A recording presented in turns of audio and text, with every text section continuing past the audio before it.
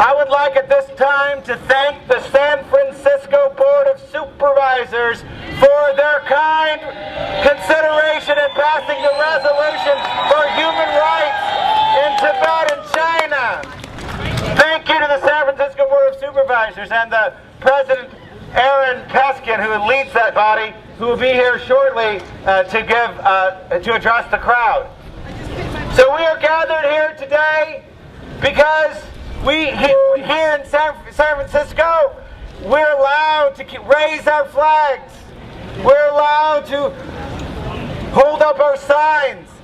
These things we cannot do in Tibet.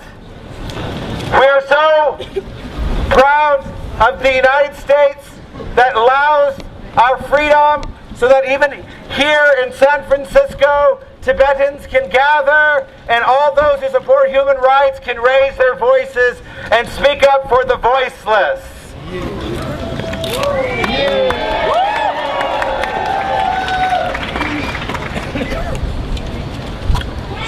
But it's not easy. They tried to keep us from speaking. They tried to bow down to the pressure of communist China, and they planned that tomorrow, originally the plan was that we would be in caged free speech zones. I thought the entire city of San Francisco was a free speech zone.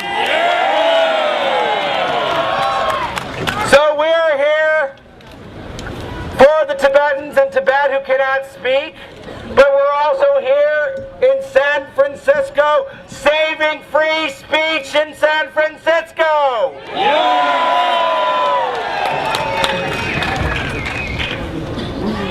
We are interconnected. The world is interdependent. The world is becoming smaller. We're even a landlocked country that 25 years ago, many people even in San Francisco didn't have on their radar. But here we are today with over 1,000 Tibetans and supporters here standing up for free speech, for the rights of the Tibetans inside of Tibet to be able to determine their own future in peace.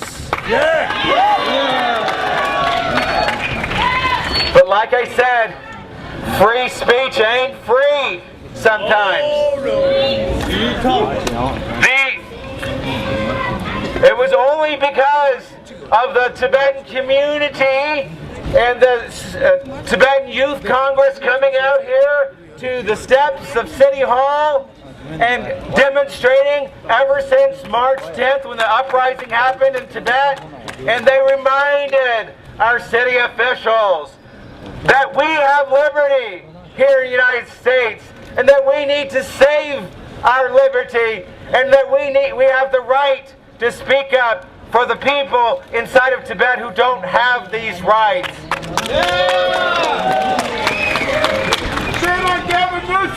So it was because of the pressure that you guys put on to San Francisco city officials, all your hundreds of emails and your letters and your calls.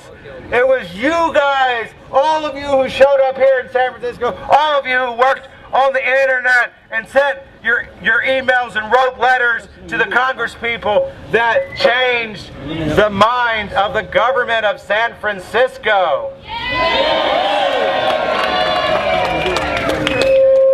So we want to again thank Supervisor Chris Daly for his kind support and his kind consideration. We see that there is a progressive branch of people in City Hall who genuinely care about the aspirations of even the people in San Francisco to support human rights in Tibet and China. So we really appreciate the work that they have done.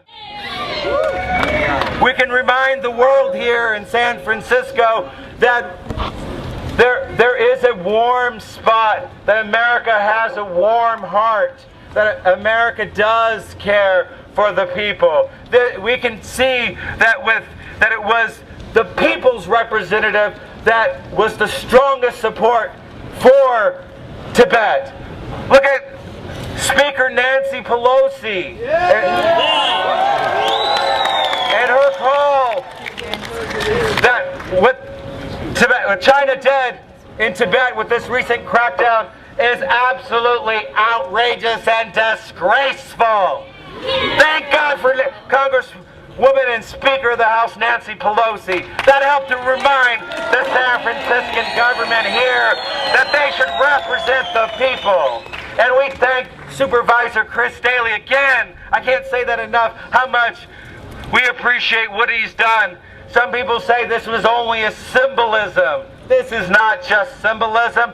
This provides a real ray of hope for millions of Tibetans inside of Tibet who cannot speak freely and express themselves. They can't go into the downtown of the streets of Lhasa and raise a flag or say free Tibet without fear of being shot or arrested or imprisoned by the barbarous government of the People's Republic of China. So we see that we are giving people back the power. Here in San Francisco, I completely 100% believe that the supervisors, when they passed this human rights resolution that committed the Tibetan Freedom Torch and the Human Rights Torch, that they were really trying to listen to the people of San Francisco, and they have now formalized their opinion that the city of San Francisco supports the freedom aspirations and what the Tibetan struggle symbolizes, which is freedom and justice.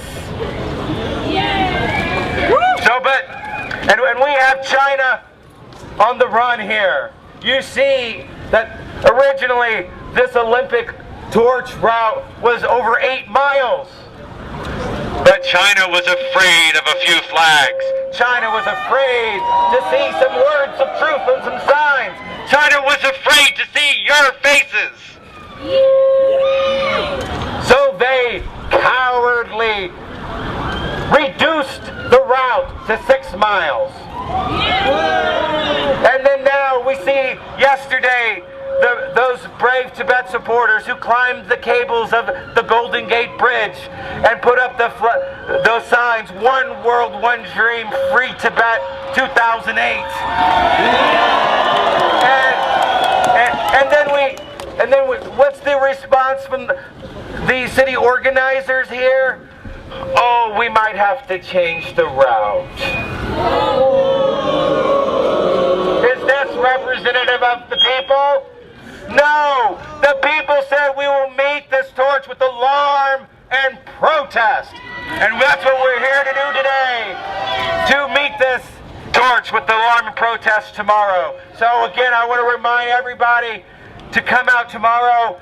San Francisco Team Tibet, numerous Tibet supporters. We will gather at Ferry Park tomorrow at 10 a.m. and we will march on Embarcadero. We will march all around the torch route, and we will remind all the people of China who may be watching on their televisions that here in the United States of America, we do support the freedom aspirations of the Tibetan people, and we oppose the bloody torch. Free Tibet! Free Tibet! Free Tibet now! Free Tibet now! Free Tibet now! Free Tibet now! China out of Tibet! China out of Tibet! China out of Tibet! China out of Tibet! Free the monks! Free the monks! Free the nuns! Free the nuns! Free the Panchen Lama of Tibet! Free the Panchen Lama of Tibet! Human rights in Tibet! Human rights in Tibet!